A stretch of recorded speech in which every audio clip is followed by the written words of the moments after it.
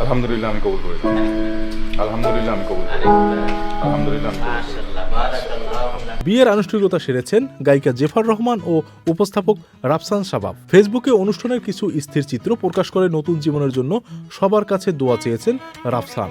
মুহূর্তেই ছবিগুলো ছড়িয়ে পড়ে সামাজিক যোগাযোগ মাধ্যমের বিভিন্ন প্ল্যাটফর্মে।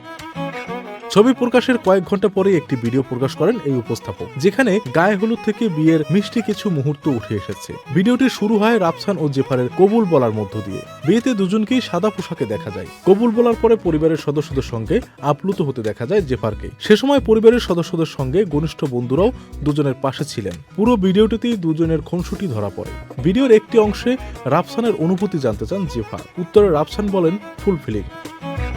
আরেকটি অংশে জীবনের আগের পরিস্থিতির সঙ্গে তুলনা করে রাফসান জানান, জীবনে আগে অনেক কিছু ঘটেছিল এবং এক ধরনের অস্থিরতা ছিল, কিন্তু বর্তমানে সবকিছু শান্ত।